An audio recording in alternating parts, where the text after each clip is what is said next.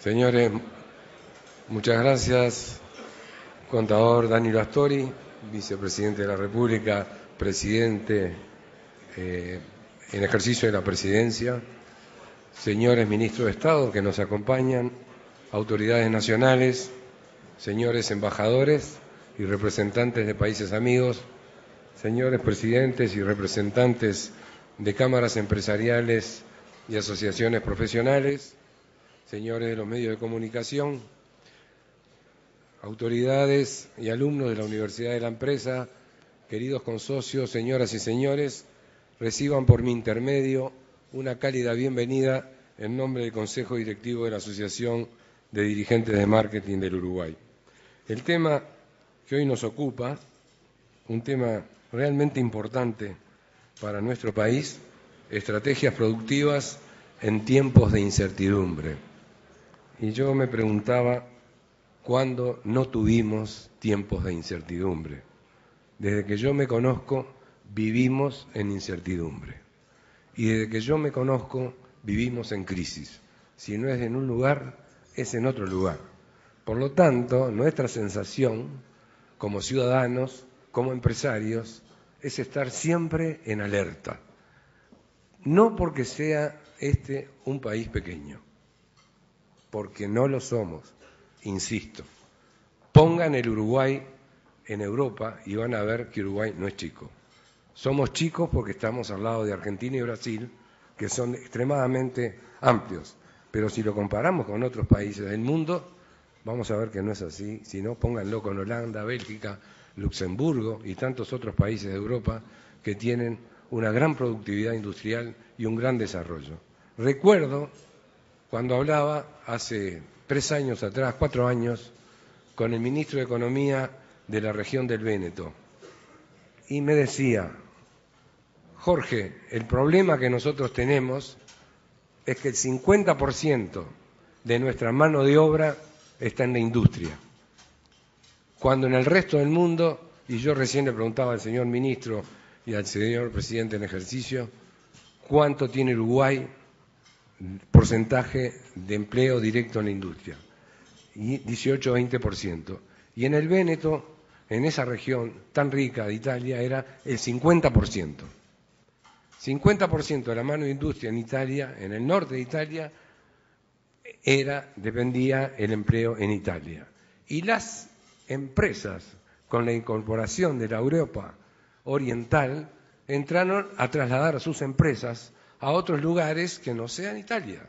Por lo tanto, esta crisis viene generada desde muchos años atrás, porque las empresas no estaban dispuestas a pagar los salarios que cobraba el empleo en la industria en Italia, que era 10 veces más caro que el que se cobraba en otras regiones, como todos sabemos. Por lo tanto, la industria es un elemento crucial e importantísimo para el desarrollo de los países. No obstante ello, como dice acá, ¿cómo hace Uruguay para competir en tiempos de incertidumbre? Esa es la conferencia que nos va a dar nuestro ministro de Industria, Energía y Minería, y lo dejé para el final, al ingeniero Kramerman, para recibirlo con un fuerte aplauso como corresponde.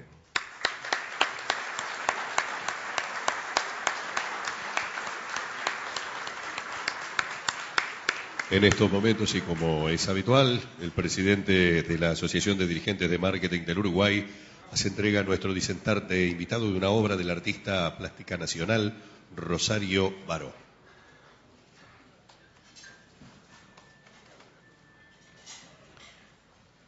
Bien, y ahora sí, invitamos a hacer uso de la palabra al ministro de Industria, Energía y Minería.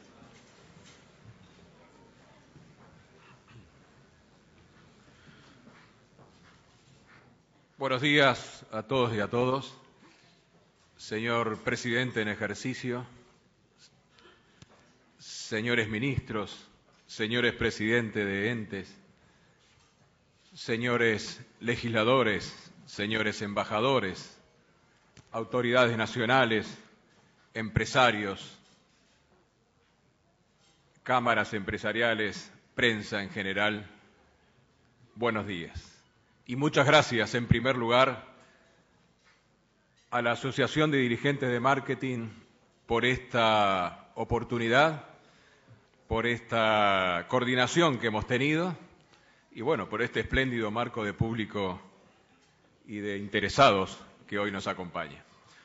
Como bien nos decía, también le agradezco sus palabras, como bien nos decía el presidente, vamos a tratar hoy el tema ¿qué estrategias tiene este Uruguay en tiempos de incertidumbre, estrategias productivas para seguir creciendo, para seguir avanzando en el proyecto de país?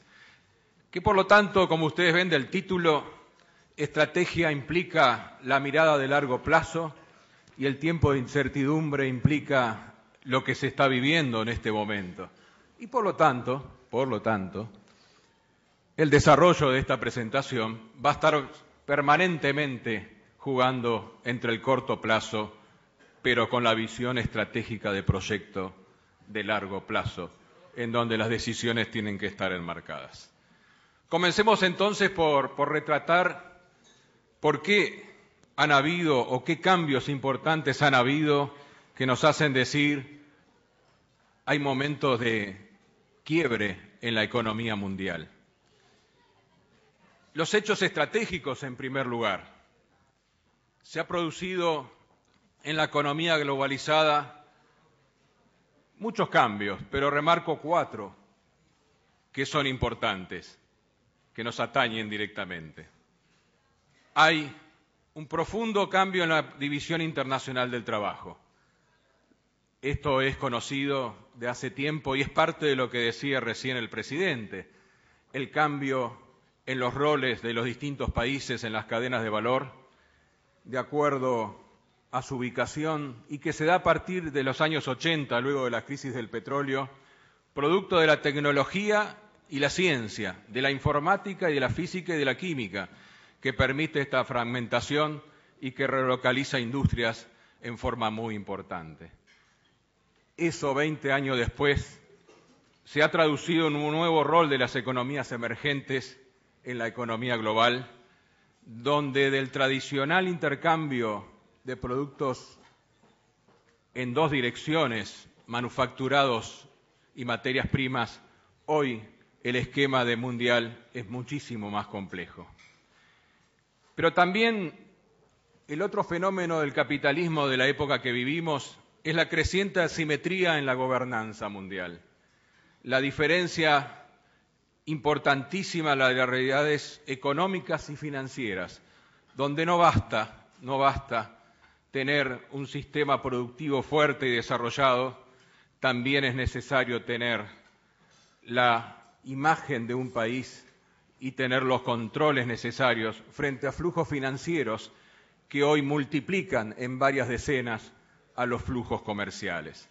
Esto implica entonces que del punto de vista de la economía de base, los cambios de flujos financieros y productivos han hecho de que mientras que la realidad financiera sea más globalizada, las esferas de las decisiones políticas y sociales se mantienen muchas veces en marcos nacionales y regionales, creando entonces una contradicción entre los marcos de decisión.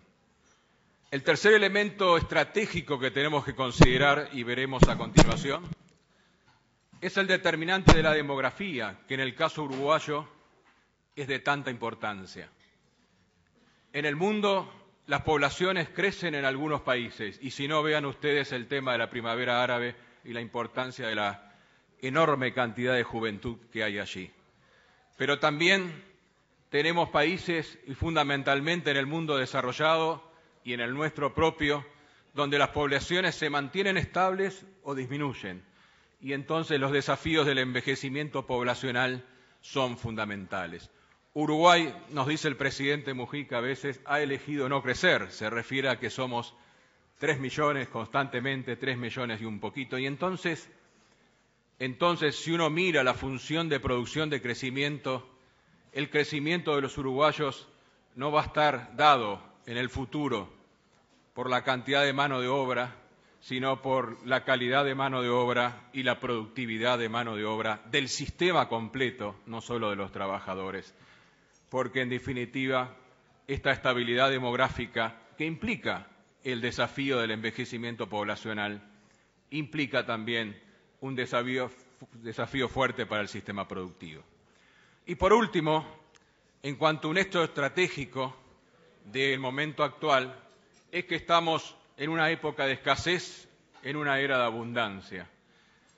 Abundancia porque somos cada vez más, 9.000 millones de personas en el 2050 y hemos atravesado los 7.000 millones de personas. Pero con escasez creciente, y somos más además porque no somos más cantidad, sino porque además el mundo ha seguido creciendo, lamentablemente con fuertes desigualdades, pero ha seguido creciendo en la renta promedio de los habitantes. Pero se da en una época de escasez, porque ese crecimiento, no siempre de acuerdo a reglas adecuadas para la humanidad, ha implicado un fuerte estrés, una fuerte presión sobre la energía, sobre el agua, sobre los alimentos y las consecuencias sobre el cambio climático que en un par de días, o prácticamente hoy, ya está comenzando a discutirse en este evento fantástico de Río +20. Y es entonces que la búsqueda de la energía, del agua, de los alimentos y también de quién paga este tema del cambio climático, pero fundamentalmente y éticamente cómo se mitiga y cómo se adapta la humanidad a ellos, ha revitalizado fuertemente la geopolítica. Hoy hay que tener presente los cambios geopolíticos que se han dado en el mundo y hay que revitalizar de que la economía sigue siendo una ciencia fundamental, pero lo es en cuanto a ciencia social, en cuanto a ciencia política. Estos son los cambios que nosotros detallamos. Los cambios en los sistemas productivos mundiales que han implicado desindustrialización en vastas regiones del mundo desarrollado, específicamente industrialización en otras, la creciente asimetría de los flujos financieros, los determinantes demográficos y la geopolítica de la energía y del agua, dos elementos clave para entender el futuro que se viene. Y es a la vez, y como decía en el comienzo, un tiempo de incertidumbre. Si los hechos estratégicos son esos, evidentemente que esos hechos han llevado a un momento de crisis en algunos países y por lo menos de lentecimiento del crecimiento económico en otros.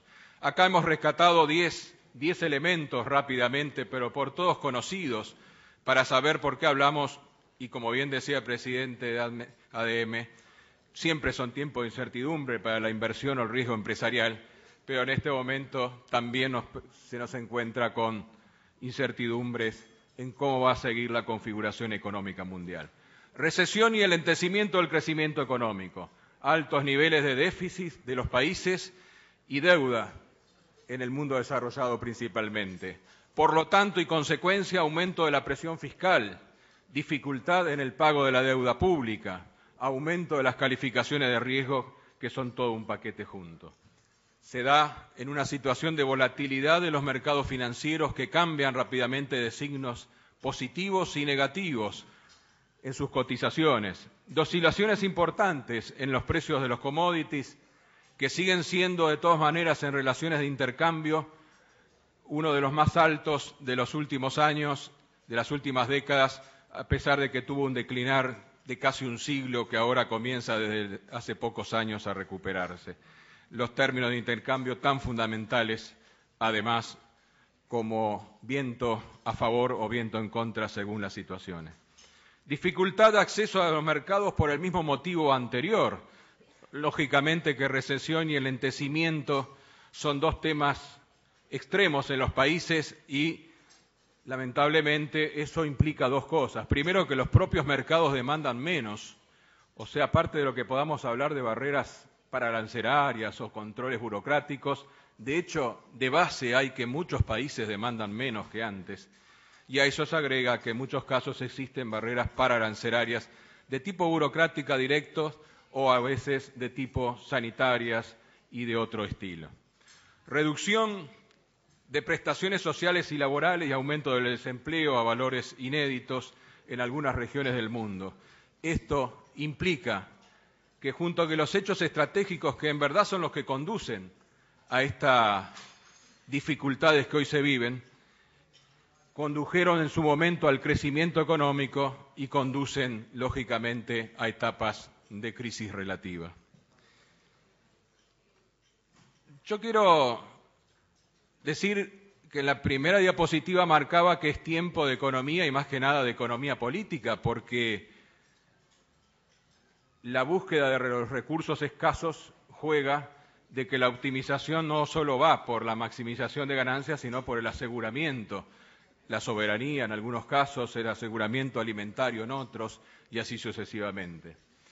Y por eso nos permitimos afirmar que los factores que permiten enfrentarnos a la incertidumbre son los mismos en que hemos trabajado en este país para asegurar el crecimiento económico en el mediano y largo plazo.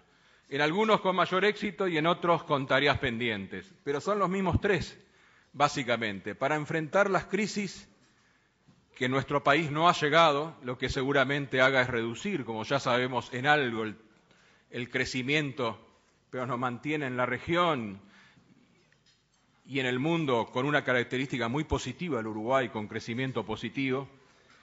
Estos tres factores son las bases que permiten pasar mejor la etapa y a su vez permanecer con el proyecto de crecimiento económico y yo diría más bien de desarrollo económico para contemplar todas las variables económicas y sociales a largo plazo. Ellos son la estabilidad macroeconómica, el capital humano y social y la fortaleza del sistema productivo. Lógicamente, dado el título de la ponencia e incluso en este caso dentro del gobierno, en la tarea que nos toca, vamos a pasar rápidamente los dos primeros, pero vamos a mencionar los principales índices y luego vamos a detenernos un poco más en el tercero. Son los tres factores entonces fundamentales y concurrentes a la hora de impulsar el crecimiento e impulsar las crisis. En cuanto a estabilidad macroeconómica, estos tres factores, el primero de ellos, implica una serie de políticas que viene siguiendo el país. En primer lugar, la política macroeconómica equilibrada. Esto es fundamental para la estrategia productiva en tiempos de incertidumbre. Política equilibrada monetaria, política equilibrada fiscal y del tipo de cambio que hace que en definitiva tenga resultados de compromiso pero adecuados para seguir creciendo entre el tipo de cambio, la inflación y el déficit fiscal. Regulación y control del sistema financiero, uno de los factores que hemos visto está subyacente en muchas de las crisis que mencionábamos anteriores. Y nosotros, por suerte, tenemos los gobiernos que han seguido luego de la crisis del 2002, los distintos periodos, un aprendizaje hecho de la crisis regional y una prudencia regulatoria y de control que nos hace fuertes frente a la actual crisis internacional. Esto no es un tema menor. Además, en forma muy precavida, mantenemos una fuerte posición de reservas internacionales que es un seguro frente a las circunstancias que puedan seguirse desarrollando en tiempos de incertidumbre. Y mantenemos fundamentalmente, frente a lo que decíamos anteriormente, que es tiempo de que muchos países limitan el acceso por diferentes motivos, nosotros continuamos con la continuidad del enfoque de una apertura comercial y de inversiones que es característica del Uruguay y que aún en las últimas reuniones que hemos tenido, hace un par de semanas en Francia, por ejemplo, a la Cámara Francesa, la MEREF, hacía que el interés hacia el Uruguay se mantuviera en forma muy fuerte y concretaran inversiones que hoy conversábamos con el embajador, están viniendo a partir de esa imagen de Uruguay y a partir de, no seguramente las presentaciones nuestras, sino de las ventajas que el país ofrece. Y esto se retrata, lo que acabo de decir en palabras, en una serie de gráficas. Cuando paso las gráficas le cambio el color para que no sea tan, no se nos duerma nadie durante el almuerzo. Así que tenemos un crecimiento sostenido del PBI, las proyecciones indican que este año andaremos en el 4% o 3,5%, pero eso todavía implica un crecimiento extraordinario de casi 10 años continuado de crecimiento económico. Aún en momentos de crisis internacional como fue el 2009, y como este momento parece serlo. El crecimiento de las exportaciones se ha triplicado por obra de las exportaciones de bienes, pero también por obra de las exportaciones de servicios crecientes en el país. Las gráficas son conocidas, pero es bueno recordarlas, mirándolas, cuál es la pendiente que ellas tienen. Las exportaciones de servicios hoy son una parte significativa y esto demuestra la competitividad de muchas ramas industriales y de producción en el mundo. Hemos alcanzado también crecientes niveles de inversión que nos ubican, y ustedes pueden ver la historia del país con apenas un 14%, 10% hace 3, 4 décadas sobre el Producto Bruto Interno en cuanto a inversión de capital bruto, que estamos llegando en el orden del 20% en el 2011. Son entonces, finalmente, con el influjo significativo de la inversión nacional, pero de la inversión extranjera, que nos ubicó como uno de los países que ha recibido más inversión en los últimos años, en una línea muy creciente que está en la gráfica abajo a la derecha, pero que además en el contexto latinoamericano con casi 6% del PBI nos ubica dentro de los principales lugares. Entonces, de los 3 elementos claves de economía política, el primer elemento Uruguay lo viene cumpliendo fuertemente: estabilidad macroeconómica, significativo crecimiento del Producto Bruto Interno, de la inversión, de las exportaciones. El segundo elemento fundamental que un país tiene que tener para enfrentar las incertidumbres o para seguir apoyando su proceso de crecimiento es el capital humano y social. Lo podemos ver desde el punto de vista ético, y así lo vemos en este gobierno, como inclusión social, como oportunidades a los que menos tienen, pero también como necesidad económica, la educación para absorber la innovación tecnológica y fundamentalmente para tener capacidad de adaptación a un entorno cambiante. El tema es, y nos decía hace poco una empresa que inaugurábamos hace un par de meses con el presidente, qué rapidez que tienen los trabajadores uruguayos para adecuarse a las nuevas tecnologías. Y se trataba de una empresa de la tecnología más alta de state of the art de su rama, que estaba empleando 120 trabajadores. La educación como factor de inclusión social, pero también como factor entonces de innovación y de adaptación a las inversiones. El capital social, el llamado capital social, lo que brinda un país como seguridad jurídica, que Uruguay lo brinda, las reglas de convivencia, que a tantos estamos hablando estos días, la fiabilidad en el cumplimiento de los contratos, en la administración de la justicia, las dosis nulas de corrupción en todos los poderes del Estado, el respeto al medio ambiente, la sociedad con cohesión social. En definitiva, el fortalecimiento de lo que se nos esté faltando en este punto, de sociedad con cohesión social, no es solo un imperativo ético, es un imperativo económico. El crecimiento y la superación de las crisis están fuertemente relacionadas a la calidad social que se tiene. Y en último lugar, dentro de este segundo factor de capital humano y social, el desarrollo de la economía del conocimiento. Vamos hacia otro mundo, hacia un mundo con un uso intensivo de la información, la tecnología y el conocimiento en la creación de valor. Y hacia allí el aporte de todo el sector privado y el aporte de todo el sector público en darle inteligencia, pero a su vez en adaptarse a los cambios, porque somos un país de 3 millones en un mundo de 7.000 millones, o sea que hay mucha tecnología creada afuera. Esto es fundamental. No vivimos de la misma forma que hace 4 o 5 años, esto es reconocible. No lo viviremos en los próximos 4 o 5 años, donde todas las aplicaciones y contenidos de las nuevas tecnologías, no las nuevas tecnologías que ya están llegando, no todas las nuevas aplicaciones en salud, financiera, educación, productiva y demás, el mundo evidentemente va a ser muy distinto y quien no esté invirtiendo hoy en el futuro va a tener serios problemas. Y hay que hacerlos en tiempos de incertidumbre como en tiempos de crecimiento. Veamos un momentito los principales rankings. Uruguay parte de una base educativa a ser muy mejorada. El otro día estábamos en una muy interesante presentación de 3 personalidades políticas muy importantes del país y sin ninguna duda el tema de la educación nos ocupa a todos. Pero hay que decir que la base educativa de Uruguay es reconocida.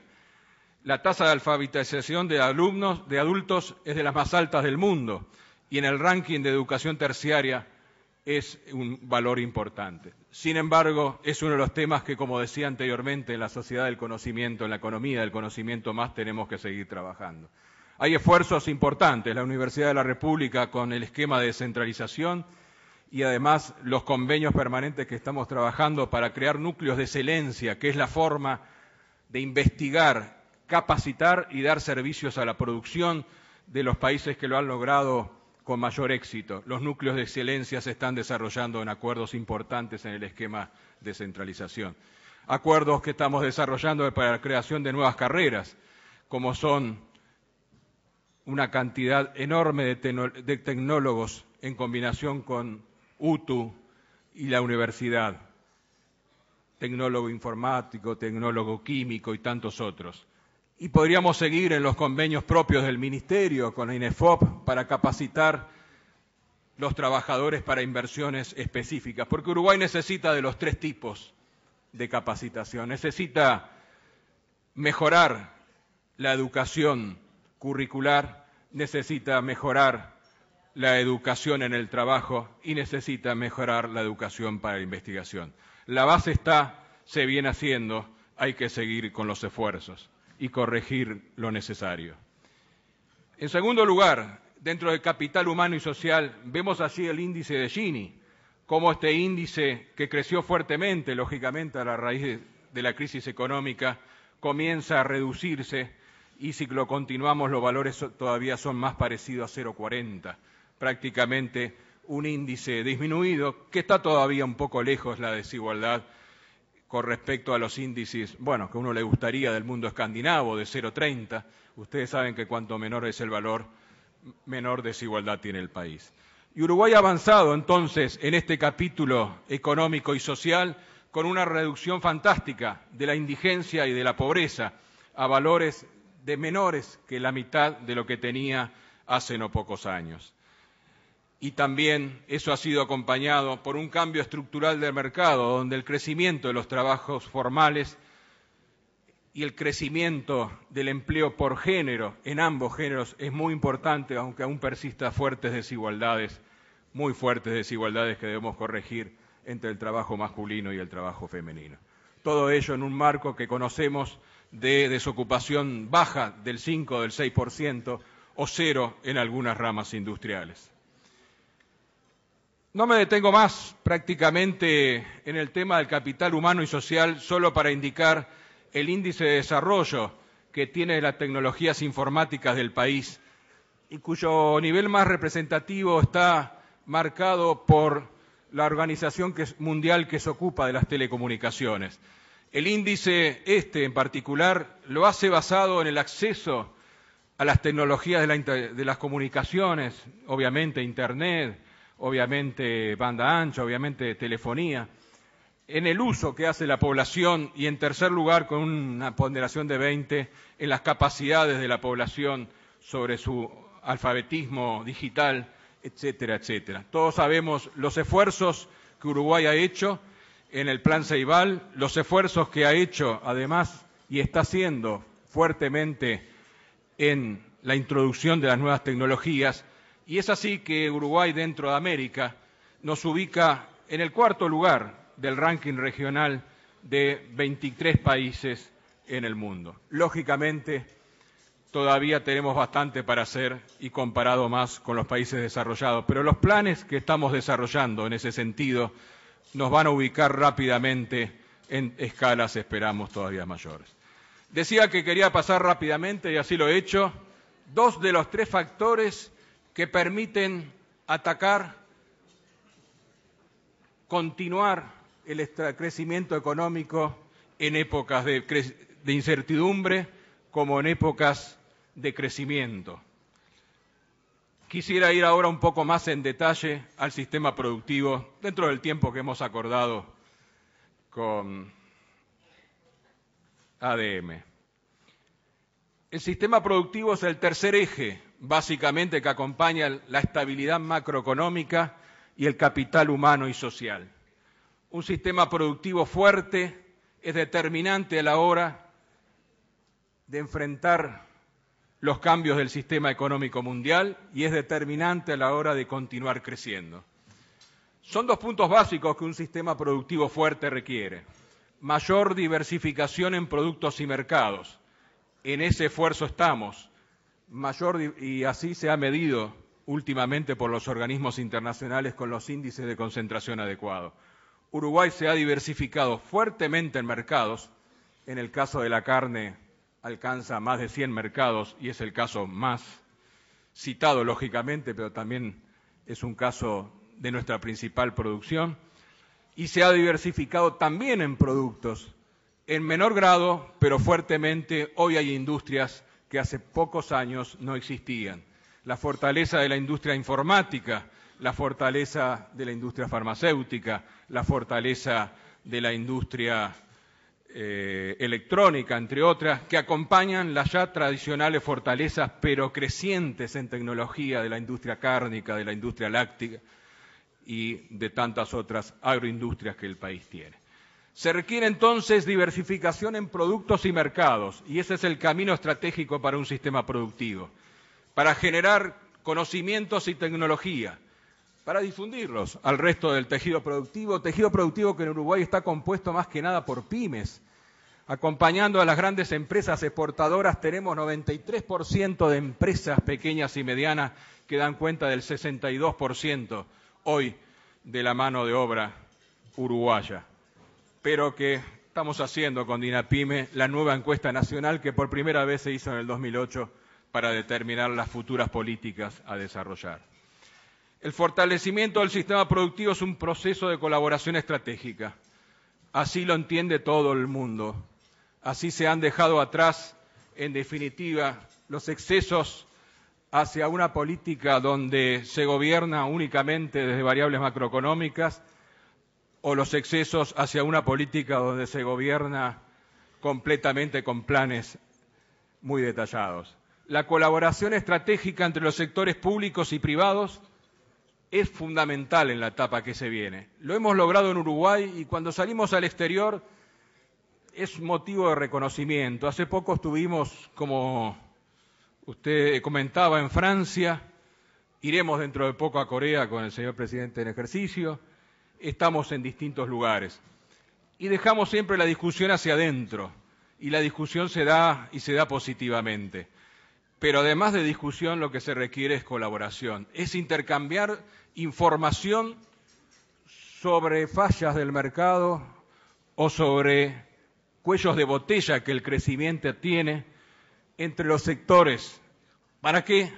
Para el mantenimiento y el desarrollo de nuevas capacidades productivas, porque las capacidades productivas que se crean hay que mantenerlas en los tiempos difíciles, porque lleva años crearlas y muy poco, lamentablemente, tiempo destruirlas.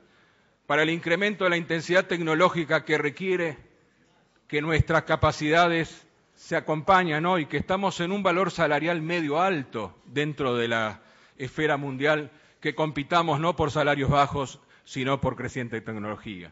Y para un factor fundamental es aumento de la productividad, de la innovación y de la inversión.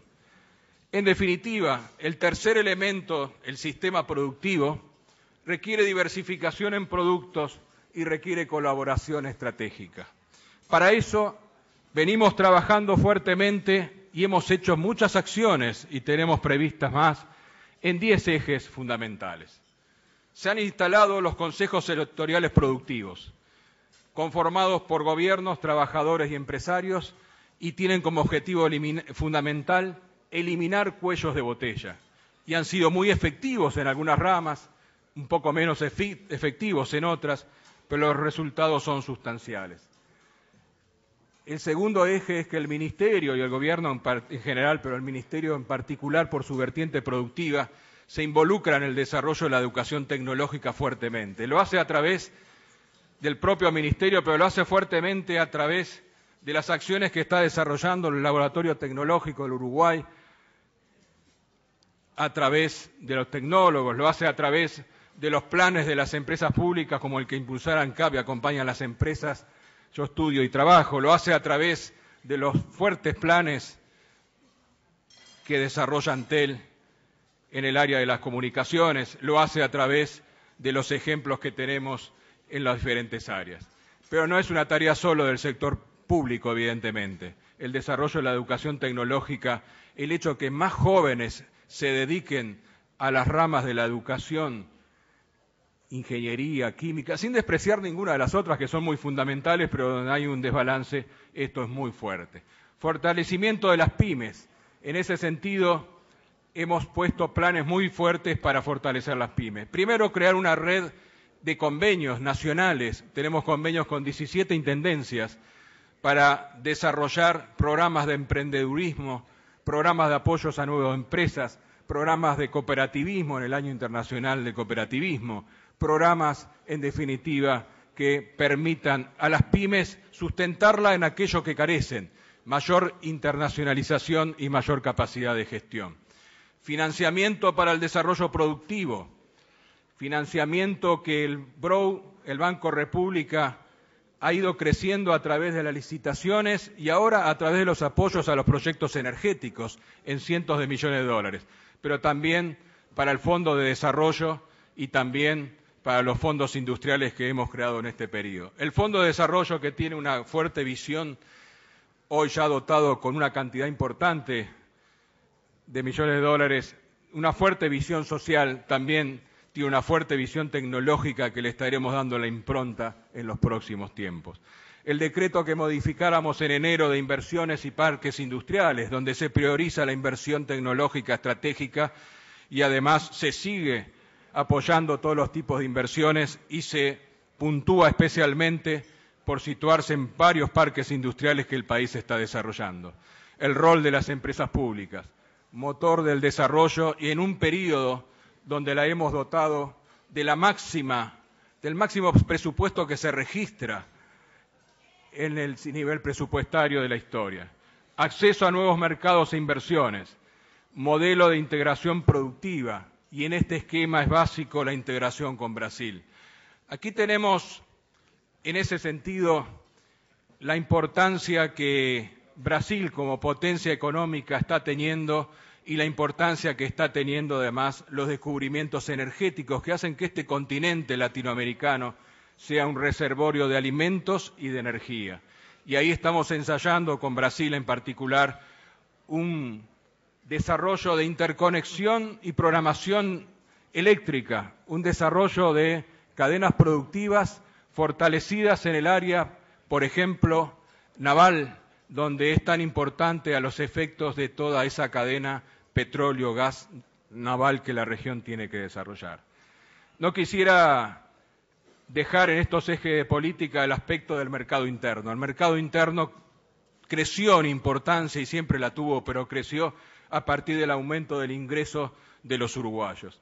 Nosotros vamos a continuar con medidas que apoyen fuertemente al desarrollo del mercado interno y a las industrias que están dirigidas hacia el mercado interno, porque ha demostrado ser un reaseguro importante frente a las crisis externas. Sin descuidar que nuestro papel fundamental está en las exportaciones por tamaño de país comparativo, como decía el presidente de ADM, el mercado interno sigue siendo un aspecto fundamental. Y el paquete de apoyos a sectores específicos. Nuestro enfoque sigue siendo sectorial y transversal. Sabemos que no todos los sectores compiten en promedio igual que la economía y que los lindos números de la economía, en definitiva, afectan en forma diferencial y creciente a veces en tiempos de incertidumbre a los distintos sectores. Por eso continuamos con el apoyo de mayor devolución de impuestos, mayor tasa de prefinanciación, acortamiento de la devolución de importaciones, leyes específicas como la vestimenta y así sucesivamente. En definitiva, en tiempos de incertidumbre, voy a pasar muy rápido, 14 medidas que hemos tomado hace 3 meses en conjunto con los ministerios del Gabinete Productivo y el Ministerio de Economía en general. No lo voy a detallar en aras del tiempo, que creo que estoy llegando a lo previsto, pero 7 medidas han estado dirigidas a la coyuntura internacional, tratando de que el impacto sobre el empleo sea el menor posible y sobre los sectores sea el menor posible. Para aquellos sectores que, como vemos, con un promedio positivo, hay muchos que siguen creciendo en forma positiva y hay otros que los mercados de destino están sufriendo fuertemente. Pero también hemos fortalecido, a través de esas 14 medidas, un grupo de 7 que tienen que ver con las capacidades de largo plazo, con las cuales estamos empezando los primeros movimientos operativos, pero que están resultando de una potencia, o van a resultar, mejor dicho, una potencia que nosotros creemos muy importante. Quiero destacar 3. El subsidio para la reducción de la tasa de interés a pymes, que tengan tasa real 0, que fue la propuesta por la Cámara de Industria en su momento, y que adoptamos como medida para poder facilitar la renovación tecnológica de las pymes, que la tasa de interés real en pesos sea 0. El Fondo de Diversificación de Mercados y Productos frente a una estrategia permanente que ya expliqué anteriormente de diversificación, pero también frente a las dificultades de acceso a mercados como el de Argentina, o por el tema económico, el europeo, o por el tema legal, el europeo en los sistemas general de preferencia.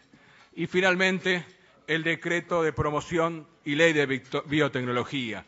Yo creo que aquí, en este elemento,